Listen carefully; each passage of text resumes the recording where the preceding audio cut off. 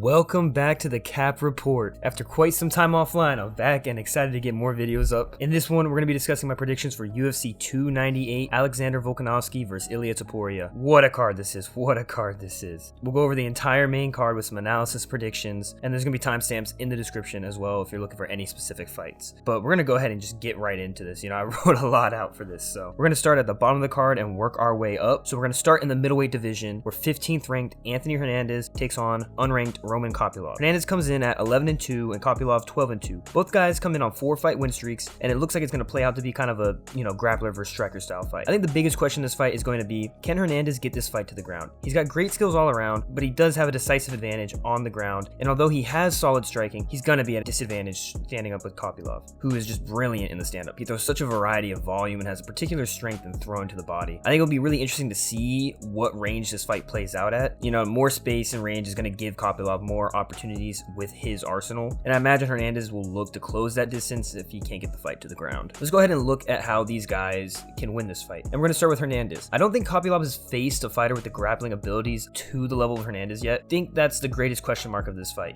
How is Kopylov's takedown defense going to fare against Hernandez? Likely the path of least resistance for Hernandez would be getting this fight to the ground and looking for a submission. Hernandez can take shots, he's really gritty and has really good cardio, which can help reach this path. When he gets to the ground, he's very active between looking to advance positions and attempting all kinds of submission. I think there's a good shot that if he gets this fight to the ground early in a round, he's likely going to win that round. I think if he has continued success getting the fight to the ground, at worst, he can likely find a submission win. Standing up, I don't see much of a chance at success. He would have to close the distance as he does have solid dirty boxing, and it could lead to takedown options as well, particularly against the cage. So I think the better option here is just, takedowns in open space. I don't think, against the cage, I think he's going to give Kopylov too much of a chance to defend those. Kopylov does have a combat sambo background, so he is going to be able to defend the wrestling to an extent. I just think in open space, Hernandez has a better chance of landing and completing these takedowns. And so moving on to Kopylov, as you can expect, it's about the opposite perspective. He's going to want to keep this fight standing at all costs. If he can keep the fight standing, I think he'll be able to eventually find a finish. He has such a calm presence, striking effectively and efficiently, which only leads his opponents further into his game plan. Early on, he tends to throw a lot of kicks to the legs, which I think will be open on Hernandez. As his striking starts to land, he generally looks to mix some brutal body kicks in, which ultimately opens up the head kicks for him as well. My question is, how available will the kicks be? Will he consistently have the space to throw them in if he wants to? I'm questioning this as I could see Hernandez attempting a lot of takedowns in this fight, ending up around the cage a lot. The body kicks could be open, but could also be caught by Hernandez. That being said, Kopylov does have great footwork to maybe open up space for himself. I think he should look to implement his usual game plan with maybe a little more patience than the normal, mix in some more knees and uppercuts, some kind of like anti-wrestling striking to try and lessen the takedown output by Hernandez. I think the head kick could be there into the second or third round. From had a point where he almost landed one on Hernandez, and Kopylov's head kicks are vastly superior, and he sets him up better than Frem does as well. And so on to my prediction. I think that Hernandez is going to pressure early and often, but Kopylov will be able to defend the takedowns. I do think the fight will be pushed along the fence while Kopylov is defending some takedowns. It's going to tighten the spacing, and Hernandez will have some success striking there. He might even be able to chain wrestle the fight to the ground from there. I think in the second round, Kopylov finds his spacing and begins to work the body. I wouldn't be surprised if this goes to his decision, and it could go to either guy depending how the fight flows. But I do think that Kopylov finds a knockout in the third round. We move up the card, but down in weight to the bantamweight division. A fight in the top 3 of the division. It's kind of crazy considering this is the second fight on the card. Second-ranked Merab Dvalishvili versus third-ranked Henry Cejudo. Merab comes into this fight on a 9-fight win streak, his most recent wins being over Marlon Moraes, Jose Aldo, and Peter Yan. Cejudo's coming off of a decision loss to former champion Aljamain Sterling in his first fight back from retirement. It was a really close fight. This could be it for Cejudo. He's taking the fight that will get him back to the title picture the fastest, as he's a 37-year-old in a weight class that doesn't treat aging well. Merab does hold a size and reach advantage on Cejudo, but it is smaller than what Cejudo faced against Sterling. It's a 2-inch height advantage and a 4-inch reach advantage. I want to say it's about 3 inches less than Sterling had. Merab comes into this fight as a -198 favorite, which is understandable as his style is just a force to deal with. He overwhelms you with takedown attempts, and even if they fail, it still generally works in his favor because he disrupts his opponent's style and keeps them from doing anything besides defending the takedown. Looking at past victory, starting with Merab, it's pretty straightforward. I think he should simply fight his fight. The pressure that he fights with tends to take control of the fight and force opponents to be reactive. Now, Cejudo might be a little more resilient to this because of his wrestling prowess, but Merab has an unrelenting will, amazing cardio, and a size advantage. He's also going to be more active and pressuring than Sterling was with Cejudo. Cejudo's not going to have as much time and space to think, I believe. Another important aspect to this to consider is Merab is Sterling's teammate, so in a sense, this is his second camp preparing for Cejudo. His most likely path to victory is a decision. I think there's a slight chance at a finish. He can get the fight to the ground and drown Cejudo in takedown attempts, mixing some damage once Cejudo is on the back foot. Merab can sort of avalanche in this sense, as he gets ahead of his opponent, forcing them to look for a finishing, which just opens them up to more takedown attempts. For Cejudo, how can he win this? I think despite his age, his explosiveness can be underrated. Merab has a good chin, but I do think there's a shot that Cejudo can catch him in the stand-up. I think he's going to have faith in his wrestling, though, to be able to get off of the ground so that he can throw with the power that he needs to hurt Merab. If he's committing to his shots, he's going to get taken down at some point, for sure. It's just given. I think he's going to be able to get back to his feet at points. He was able to against Sterling. Granted, stylistically, it's a little different wrestling versus BJJ. Now, I could see a path through a decision or a TKO if he can stuff some of Merab's takedowns, maybe attempt a reverse position and look for his own takedowns. I think Cejudo could stuff a takedown, get underhooks, and look for those trips as well. I do think that if he can get the fight to the ground, he has the better ability to keep Merab on the ground than Merab might to him. I do think that he also can probably do more damage if he has Merab on the ground than Merab can do to him on the ground. I think that, another just simple thing he can do, similar to what we said before, is the anti-wrestling volume that you can throw out there. You throw a flying knee at some point. If you get out of the first round, you get into the second round, you've got to feel for the timing and how he shoots. Just go ahead and throw some out there, throw an uppercut here and there. If you know the shots are coming anyway, you never know where you might strike gold for Cejudo here. I feel like this fight has an inevitable ending, unfortunately, and that is Merab by decision. As I said, his pressure and style just works so well at disrupting his opponent's styles. Working against the style and size disadvantage might just be too much for Cejudo. I don't think the age is going to hit him as much as it has other people. I do think it's plausible for Cejudo to win. I think that he has such a great mind for the sport, and he's coached several title challengers and winners in the past couple of years. I can believe that he'll have a game plan. It's just a matter of, will he be able to execute that game plan? I think Merab's style is almost like an anti-game plan style. It's hard to game plan against it because he just drowns you. You know what I mean? What can you do if you're just defending 30 takedown attempts? You can't throw anything because you're just defending takedown attempts, and then he's able to mix, damage in with that.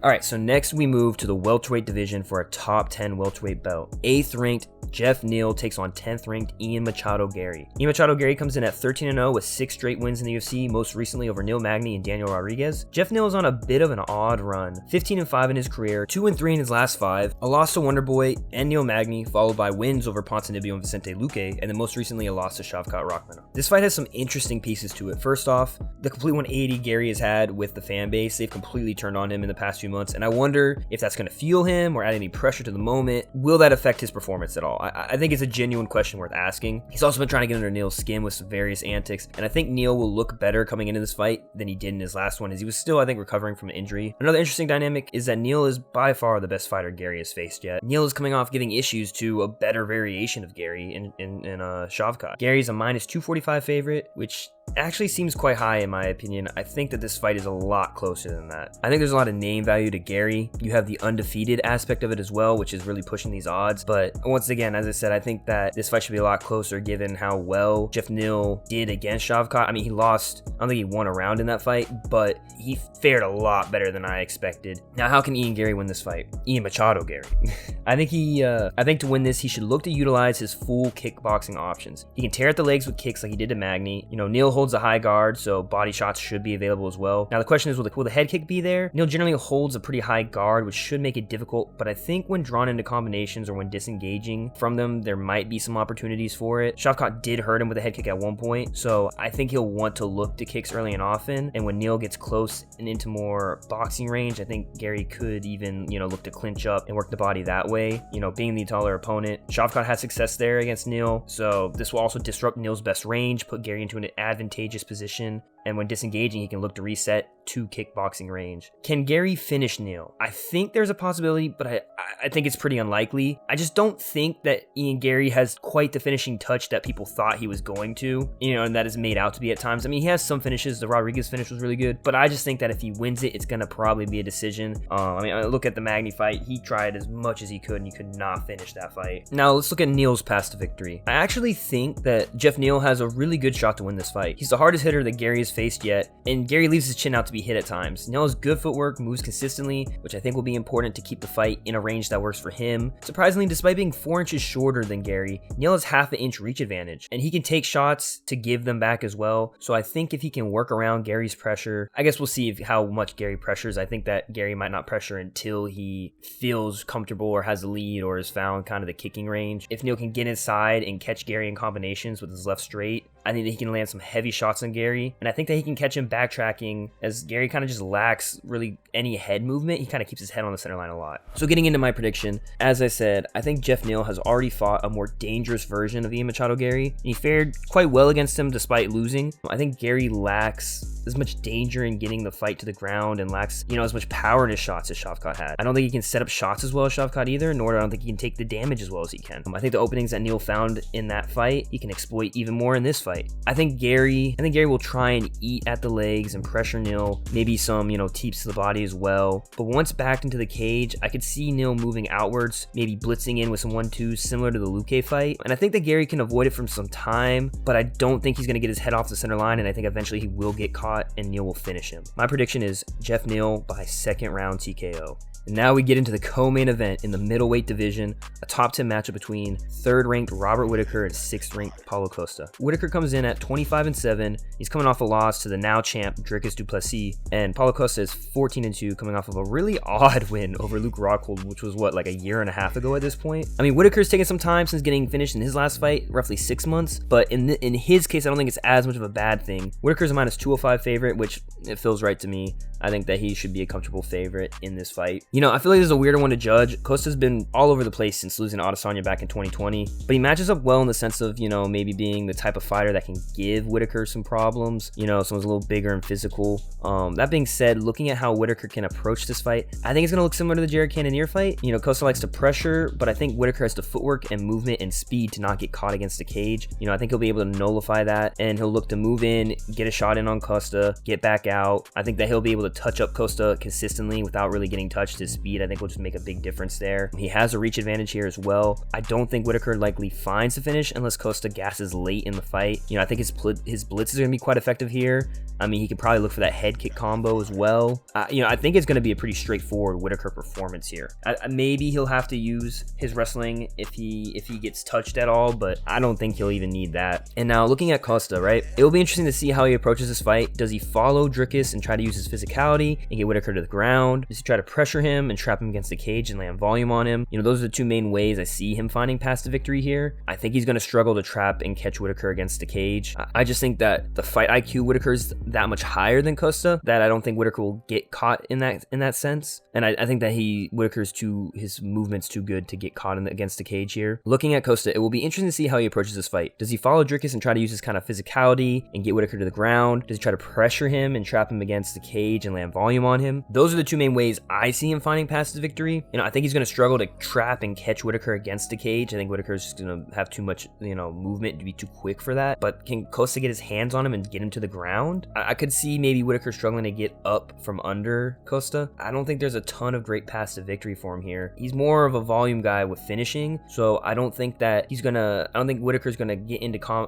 exchanges that last long enough for Costa to land the volume that he wants to find a finish in that sense. So my prediction for this fight is Whitaker by decision. This one feels pretty straightforward. I think Costa's too inconsistent. He's gonna be quite ring rusted. I think Whitaker will likely be able to move around, land as he wants on Costa. Costa's hard to finish as well, and I think that the pressure from Costa will make it difficult for Whitaker to land shots to find a finish. And finally, we have reached the main event. In the featherweight division, the champion Alexander Volkanovski welcomes an undefeated Ilia Topuria to challenge for the title. Volk's coming off of a knockout loss to Islam Makhachev not too long ago, and he comes in at 25-3. Actually, 2 of those losses being against Makhachev, both at lightweight though. So Ilia Topuria comes into this fight 14-0, 6 wins in the UFC, most recently over Bryce Mitchell and Josh Emmett. The odds on this one are so even. It's a minuscule difference. Volk is such a small favorite at -112. Topuria sits at -108. This will be a fun one. Topuria said so much, and he's put a lot on the line here. The documentary, taking the belt, all that kind of stuff. I see he gets a lot of hate for it, but you can't blame him. You don't get these moments too often, and you have to maximize them, so I can understand him trying to make the most out of the moment. You know, people are saying it could go really well or really bad. If it goes bad, so be it. But if he's able to get the win here, he's gonna be an absolute superstar. So I can't blame him for trying to set all this stuff up. I think that and make the most of the moment, you know, really, and capitalize on it. This is probably the greatest challenge Volk has faced at featherweight since Holloway. Topuria is skilled everywhere and even provides a unique change of pace of having shorter reach than Volk. Volk's 35. This could be a changing of the guard moment. You know, he's got such a complete game, but so does Topuria. So let's go ahead and get into the path of victories here. How does Volkanovski approach this fight? I'm interested to see if he plans on keeping the fight standing or if he's going to mix things up and look to the ground at all. I don't think there's anywhere he really has a huge advantage. I think he's going to need to sit behind the leg kicks and the jab. I don't think Topuria is big on checking leg kicks, so if the fight goes long, Volk can invest in the leg kicks, drain some power to Topuria's hands long term. I think early on he needs to be more careful in the stand-up and not get caught into throwing back and forth with Topuria. Topuria does leave openings in his defense at times, so there will be some opportunities for Volk to find a finish from maybe an overhand or a head kick. Just since the height difference is so much less than usual, it's a wrinkle that he could throw into things, as Topuria does keep his head low too. He could kind of dip his head into a kick. I think Volk could win this by finish or decision. I think a finish would take place in the later rounds. He'd have to chip away at Topuria, take some of the power out of his hands, you know, get ahead on points, force Topuria to look more for the finish at a weakened state, which would leave an opening for some kind of heavy shot for Volkanovski to jump onto. Now, looking at passive victory for Topuria, I think he's going to keep this fight standing, even though he has such a great wrestling and like BJJ game. Volk's such a hard guy to submit that I think it's probably best just to keep the fight standing unless he drops Volk. As much as he should, I don't expect him to check the leg kicks from Volk, but if he's not going to check the leg kicks, I think he should at least throw down the middle every time. If Volk throws a leg kick, throw down the middle. You know, this will ideally either discourage the leg kicks, he's going to take damage from them, but it's, you know, there's more of an opening to land in that time frame. With the power Topuria possesses, I think any chance he gets at a clean shot, particularly early in the fight, he should take. He has such solid footwork and movement. I'm interested to see how it fares against Volkanovski. Topuria navigated his head movement really well in some really dangerous exchanges with Josh Emmett. I think Topuria is going to want to get inside and tighten the distance. You know, he's good at cutting off the cage, so if he can pressure Volk back into it, I think he can force some exchanges that way, and I can see him catching Volk there. I think he's going to want to drop Volk early in this fight, which will change the dynamic from a lot of Volk's fights in general. If he can get ahead and force Volkanovski to move forward and strike, I can see Topuria finding a counter. His step back was so good against Emmett, being able to step back and counter. I could see a finish coming that way. I will say a decision I don't see too likely. I think there's a slight chance, but I think it's more likely if Topuria wins, it's going to be by a knockout. Getting into my prediction, this is a huge step up in competition for Topuria. I think he has the ability for this level, and I see Volk coming into this fight cautious and careful early on, with Topuria trying to close the distance and force exchanges. I think Volk will handle them well initially. I think he'll be able to kind of keep distance, throw that jab out, throw the leg kicks, but I think that Topuria will eventually get him against the cage. He's going to catch him, drop him once in the first 2 rounds, and then I think in the third, he'll get Volk kind of chasing a little more, and he'll finish him there. My prediction is Ilia Topuria by 3rd round knockout. I just think between the age for the weight class, you know, coming off of the knockout not that long ago, the power Topuria holds in his hands, I just don't trust Volkanovski here. So these were my UFC 298 predictions. Let me know what y'all thought in the comments. What are your predictions? Do you agree with mine? You know, how do y'all see things playing out? Anything like that? As always, this is the Cap Report. Thank y'all for watching. I truly appreciate it.